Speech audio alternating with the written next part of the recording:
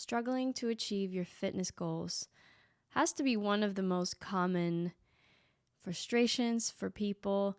They feel lost, they're trying all this stuff, and I've been doing this for a few weeks and I can't see any results and I don't know what to do.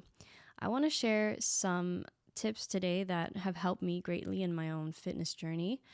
I am not a personal trainer or anything. I've had a personal trainer. I have worked with different people who are much smarter than myself, and I have learned a lot from that. So I really just want to do this as let me share from my own experience. That tends to be what we do in life. We tell people how we did something and what worked and what didn't work. So hopefully some of this is helpful for you, or maybe it's not. I don't know, but I hope it is. One of the biggest mistakes you can make is fearing mistakes to begin with. I think a lot of us fear mistakes because it's how we're raised. A lot of us, anyway.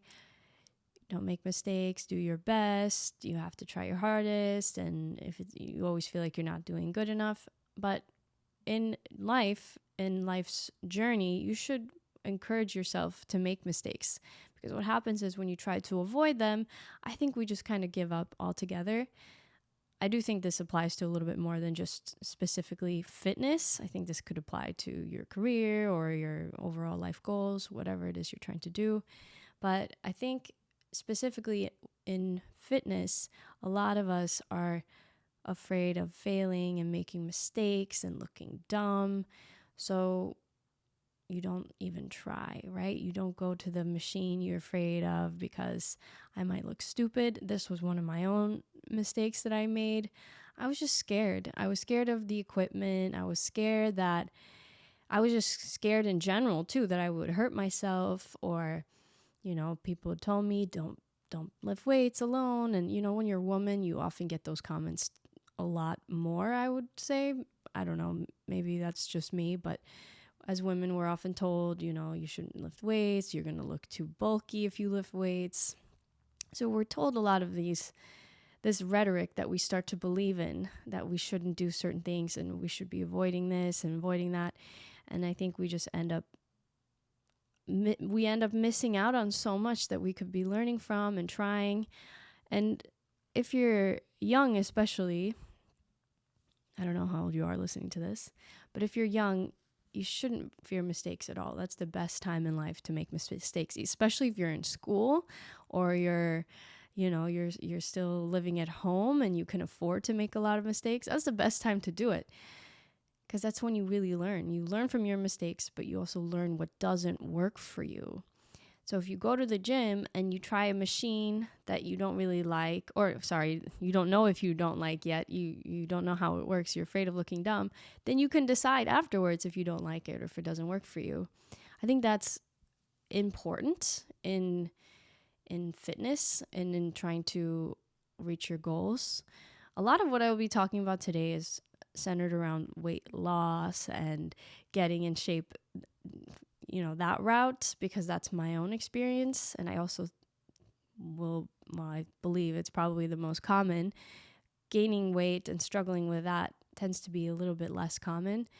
But I feel for those of you who are struggling to put on weight, I just can't really give you specific advice in that area because I've never struggled to put on weight in my life. I've always wished that I had that struggle, but I don't. My genetics are not built that way. I put on weight easily.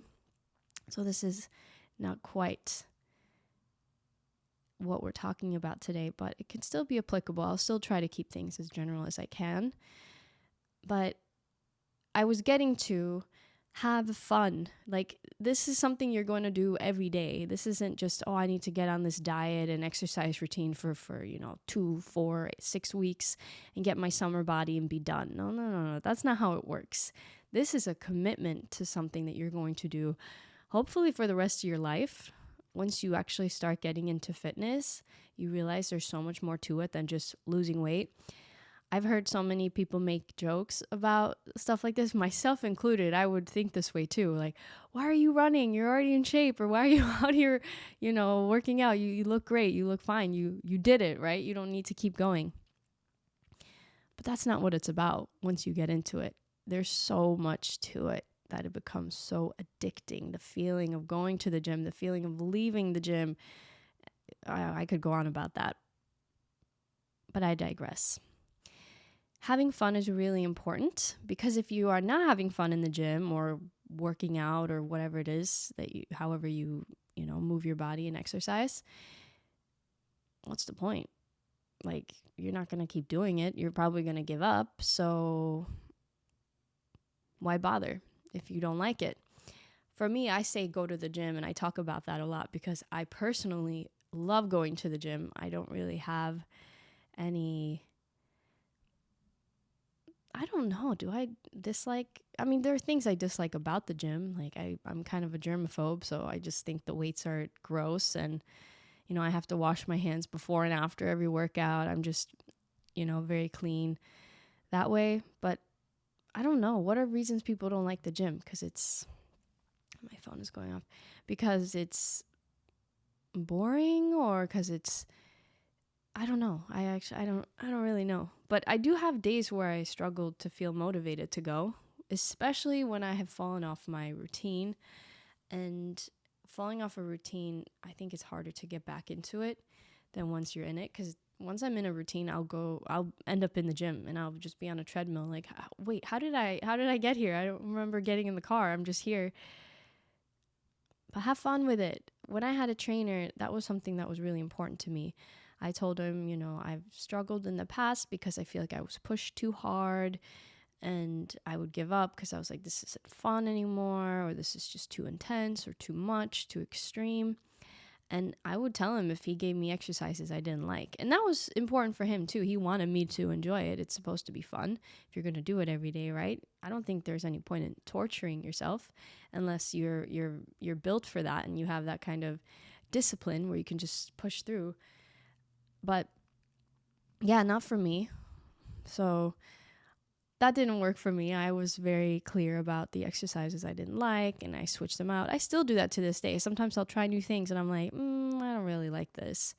Like Bulgarian split squats. Oh, they're not fun. I know they're very, very, very, very effective. But at some point it's like, yeah, it's only effective if you're going to do it, right? The next thing I want to get into is really the key in my own success in having lost the weight I wanted to and reaching my goals. I mean, I'm still working on my physique. I'm always tweaking things. I have fun with that, but I'm no longer at a point where I'm obsessed or unhappy with how I look and feel and all this stuff. So for me, it was important to have fun, of course, and find something that I can actually enjoy and do routinely. But listening to my body and becoming in tune with myself was a big component. I think so many of us ignore our body's cues and it trying to communicate something to you. We just push it aside, and that's often how we end up in situations where we're not happy with our appearance and our overall life. We ignore what it is our body needs. For example, when it comes to eating, I think intuitive eating has really saved my life. I have struggled with disordered eating and all kinds of stuff in my past, and learning to listen to my body and not my brain, because your brain will tell you, ooh, let's eat a pack of cookies. No, but I mean listening to your body's hunger cues, your fullness cues. So for me, intuitive eating really just comes down to eating when I'm hungry and stopping before I'm full. Eating until I'm satisfied, but not eating until my stomach hurts. And when you're like super bloated and you're like, I want to die. I don't do that anymore. Very rarely will that happen. And when I do it, I'm like, oh, I don't want to feel this way ever again. And that's very simply put how you gain weight. Of course, there's other ways to gain weight. That's not the only way. Not exercising enough. Fundamentally, it is calories in, calories out. That's really what it comes down to. Yes, there's some variables, of course, and there's some, other factors involved. It's not just calories in, calories out. It depends on your age and your activity level, where you live in the world, if it's very hot, if you sweat a lot, are you sleeping enough? There's so many other factors. But generally speaking, it comes down to calories in, calories out for gaining or losing weight, whatever you're trying to do. And overeating is a big problem. We have a obesity epidemic happening, and those numbers are going to keep increasing over the next 20, 30 years. There's some crazy numbers predicted, which is heartbreaking for me, seeing that. And I think more than ever, we need to have these conversations so people can get a grip on their health before it gets to the point where it's like you have to intervene surgically and you have to do all these, treatments and everything. Ideally, hopefully you can take control of things before it gets to that point, because the harder or the further in you get to a problem, the harder it is going to be to undo it, I guess, or take care of it. So it's better to nip things in the bud as soon as you can. But eating intuitively, I think, is a great tool. It will help you become more, like I said, in tune with yourself to figure out what is it my body needs. Okay, I'm thirsty right now. Let me drink some water, not pop or soda, whatever. I say pop because that's just going to dehydrate you more, or alcohol, which will also dehydrate you more. That's important. I think that is really, again, I said it already, but the key to my own success.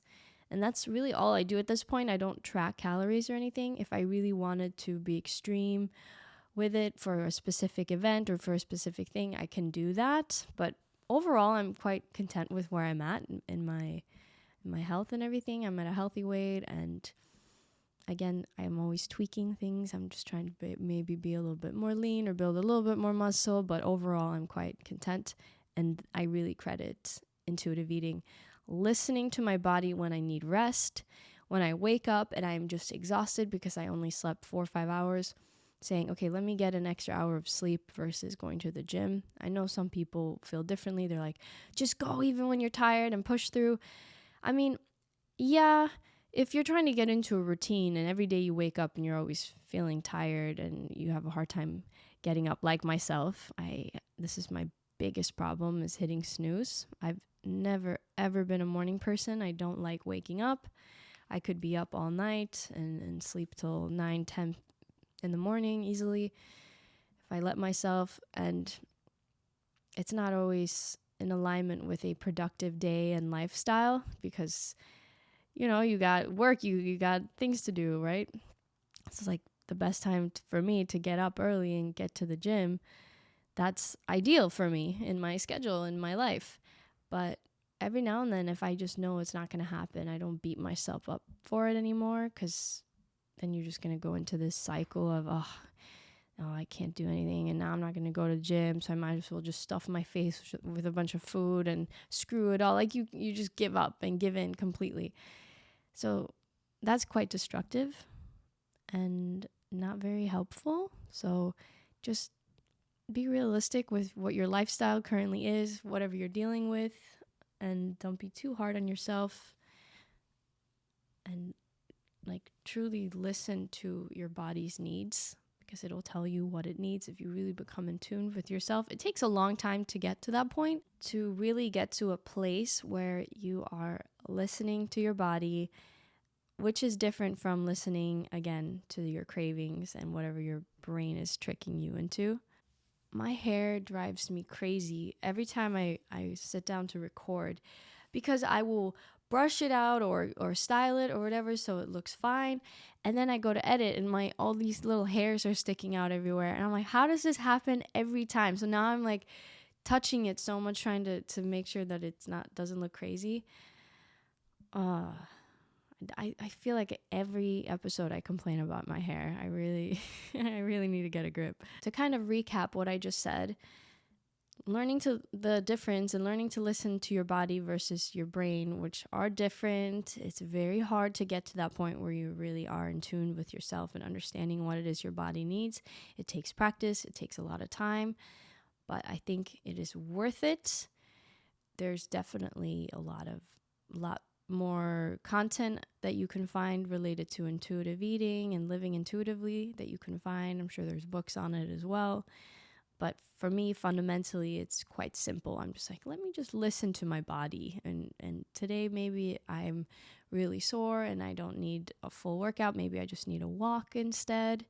Because it is really about consistency when it comes to your fitness. It's not about those 2 intense workouts you did and the 4 salads you had last week. That's not how it works. It's about what you do over time, consistently, that matters. Focusing on the long term is important. I think a lot of people go in with a very extreme mindset and they, it's starting on Monday, I'm going to do this, this, and this, and this. And I don't even have to tell you, because I'm sure if you're listening to this and you're struggling with this, you've probably been there where it's starting the new month, starting the new year, whatever it is, you're going to go in and you're going to tackle all these goals. And it's just too much. It's like not going to be something you're going to stick with because it's just overwhelming. And you're going to lose 30, 40 pounds in 2-3 weeks. Like, are you really willing to do what it takes? Because that's very extreme, not to mention how horribly unhealthy that is to do something that extreme. But it's going to require an insane amount of discipline if you're going to do that. And for me, I got to a point where I was like, I'm done. I'm tired of these 30-day transformation mentality. I was like, let me take the long route. To remember, the tortoise won the race. The hare did not win. We all know how that story goes. So sometimes taking it slow is a really good approach. And because I have a life to live, in the interim, I want to enjoy some cookies here and there. And I want to be able to whatever I want to do and not have to worry about, okay, well, I can't have this because I'm on this extreme diet where I can't do anything fun or have anything that I enjoy or treat or something.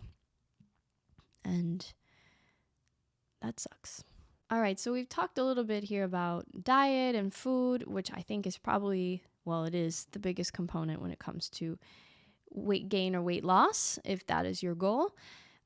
And of course, increasing your protein intake if you're trying to build muscle. But let's go back a little bit, like we were talking about specifically, the gym, your routine, and your workout routine. Being afraid of weights is something that I think a lot of women tend to be. I've never really heard men being afraid of weights. Is that a thing? Maybe it is. I don't know. But in general, I hear a lot of women are afraid of weights because they're afraid they're going to become bulky and look big. And it really takes a long time before you get there. Like, building muscle is really hard for women just because of our genetic makeup. Men have an easier time putting weight or putting muscle on specifically. So they're going to be able to build muscle faster and probably easier, arguably. But for women, it's a little different.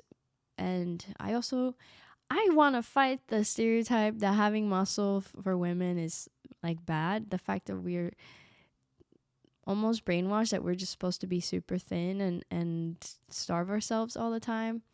It's such an old narrative, and it doesn't serve any long-term health benefits. Having muscle is beneficial for us. It's good. We need muscle for just walking. We need it for daily tasks, lifting groceries and items.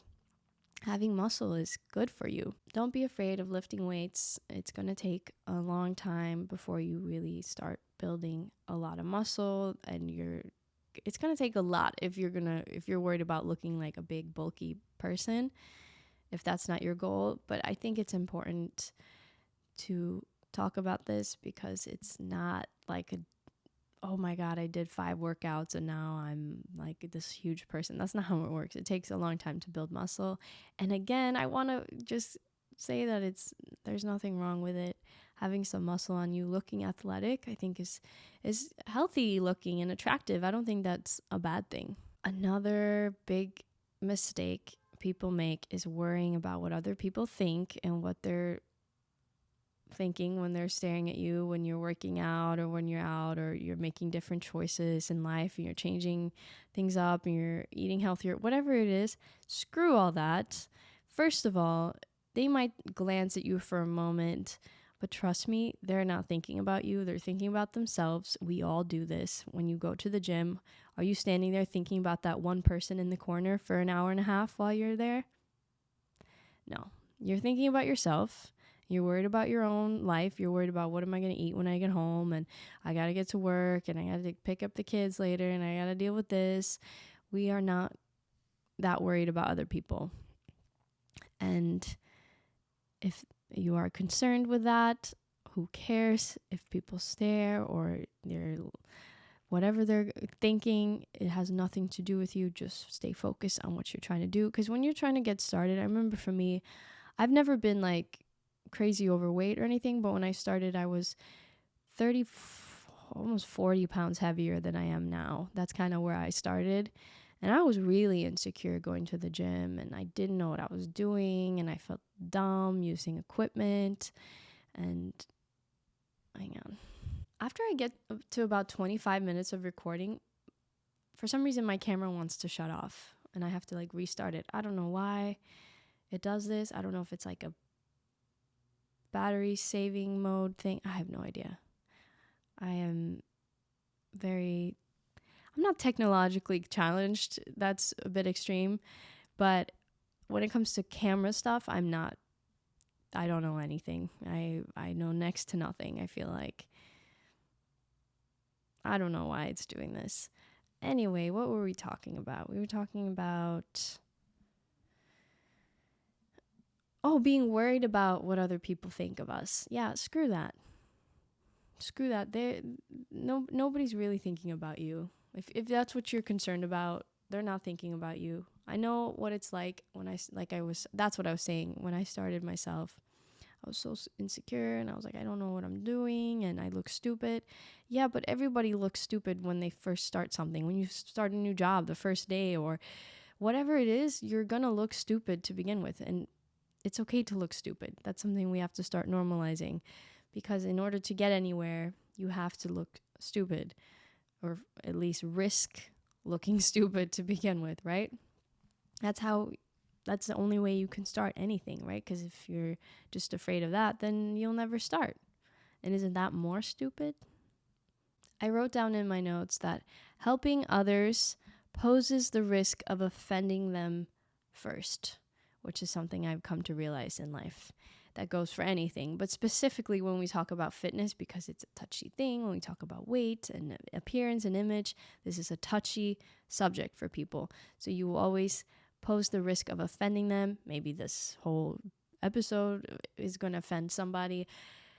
It's a risk, right, that you take when you want to help people, or if they're trying to get help. Well, I think it's more likely if you're trying to help someone point something out that they might be doing wrong, or that, you think, oh, this might be helpful for you. There's a risk that you're going to offend them first. For me, when I was, actually, this still happens. I'll be in the gym. Like, just this happened maybe a year ago. I was on this machine that I hadn't used before. That specific machine. I've used similar ones at other gyms. And I couldn't figure out how it worked. And I was struggling with it. And this guy ran up to me and was really nice. He's like, oh, here, you have to undo this. There's like a thing you have to undo. And I was like, oh, thank you. I really appreciated him doing that. And I'm not even that new in the gym, and I still don't know what I'm doing sometimes. I still have to learn new machines at new gyms, and it's just part of it, right? So I just hate that we live in this culture now where everything is, I'm offended by this, I'm offended by that, and everything is so offensive. You can't talk about anything because it's just being offensive is like a crime now, or like a virus or a disease that you're spreading. Like it's a risk that we take. It's a risk to offend people to be able to be in this world, because we have different opinions and different ideas of how to get somewhere and how to achieve something. So yeah, that's just a part of life. You're going to risk offending them if you want to help others. I'm probably going to risk offending people by doing this and talking about these things. And that's the way the cookie crumbles. Another note I have is satisfied needs do not motivate. This tends to be, maybe you've heard that before, but that's as the saying goes, I guess. It's true, and a lot of the times if we feel like we're content with where we are, or we convince ourselves that we are, we're not going to be motivated to change anything, right? And if you convince yourself that abs are overrated, or you don't really need to be fit because it's whatever, I prefer just eating pasta instead, I don't care, any of those phrases and mentalities that you convince yourself of is of course going to keep you in the same place as you are. And if you bounce between that and I need to change and I want this and I want to go to the gym and I don't really need to, if you're bouncing between that all the time, you're also never going to change, which is something I've struggled with myself. I still kind of struggle with this to this day to some extent. And again, I kind of have to push that aside and just be like, no, I don't care. I'm doing this for me because makes me feel great. I love working out. I love how it makes me feel. Like I talked about earlier, at some point it just becomes addicting. So you just have to get past that. Your brain is just trying to save you from being uncomfortable. That's how it's designed. By design, our brains are trying to keep us comfortable. And when we are trying to change, it means that we have to leave that comfort zone. We have to do something that, it's not going to feel good. I'll have mornings where I wake up, I'm like, I don't want to wake up. And then I get up and then I'm in the shower. I'm like, I don't want to leave the shower. It's nice and warm. And I get a shower, and it's just like a continuous thing. But we have to leave. We have to leave the circumstance to get to something else. If we want something different, we have to do something different. I know I had a lot of different talking points today. Maybe it was a little bit all over the place. But I was just trying to think of some things that I've struggled with in my own journey and mistakes that I have made that have kept me from reaching my goals. And ultimately, the most important thing to remember is that it's a constant strive towards balance. I don't think we're ever fully in balance in life because everything is about balance, right? We'll say that, and that's true for everything, right? You don't want to be too nice, but you don't want to be a mean person. You know, you want to have self-respect and boundaries and be able to say no, but at the same time you want to be helpful and kind, and you want to work out and be healthy, but you don't want to do it too much or not enough. Everything comes down to balance, but we're never really in balance, I don't think. I mean, if you are, you're elite and amazing and I want to be like you, but for most of us, we're just trying to get to that place where we're in balance between our finances, our fitness, our career, our spending enough time with our children and family, and it's a constant strive. And again, there's no sense in beating ourselves up for the past. That's useless. Don't spend time doing that. Oh, I could have gotten in shape years ago. Or I should have started years ago. Don't dwell on that. That doesn't help. Start where you are now. What can I do to try to work towards that balance that is going to make me feel good? Because that's ultimately the goal, right? You want to feel good, and exercise, being in shape and all these things, it makes us feel good because that's the state that our body wants to be in. Our body wants to be at optimal health and being able to do all these things that you want to do with your body and your life. So that's the goal, is to strive towards that balance, however that looks. And again, that balance not always going to be even. Like when they say aim for, what is it usually for women, average 2,000 calories a day maybe, and for men maybe 25. I don't know, it depends. But I'm just saying those things are goals to strive towards. But some days, like for me, I'm sure I eat 3,000 calories some days, and some days I eat 1,500 or 1,200 or something crazy because I barely ate that day. I was just running around like crazy. It's not always perfect for me. My life doesn't look perfect and every day it's perfect and I work out and everything is perfect. That's not realistic either. So you have to find something that you can work with. And again, don't beat yourself up so much. I'm going to keep saying that, but it's true. We do that and it's so useless. It gets us nowhere. So just work towards that balance and avoid inflammatory people. I put a note here, and I'm about to shade someone whom I don't particularly like their content that much online. Her name is Abby Sharp. Maybe you've seen her content. I think she's a nutritionist or dietitian. I don't even know really what's the difference between a dietitian and a nutritionist? I don't know. But she's one or the other or both. I don't know. And I don't like her content because it feels like she's just trying to go viral and just say things that sound crazy and like bash all these health influencers. And I'm like, okay, well, that's not very helpful because they're probably doing the best that they know. And yeah, some of them are a little bit crazy, selling you, $5 million green juices and supplements that you don't need. I get it. But at the same time, she's kind of, I don't know, she's just kind of frustrating to listen to sometimes because it just feels like she's trying to be provocative and also just trying to please her viewers and say what she thinks people want to hear. I don't know. Maybe I'm going too hard on her.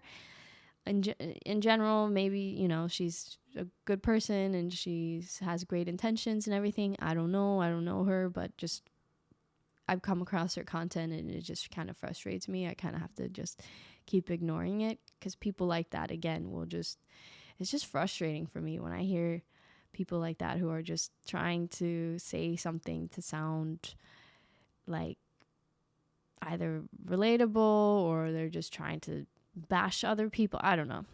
I digress. But again, just try to avoid people who trigger you. Maybe that's what I'm trying to say. Try to avoid people who trigger you both in real life, online. Try to follow people who actually you feel inspired by, who help you, and you can actually integrate the tips that they give you because they're realistic based on your economic status and where you live and your lifestyle. All of that is important.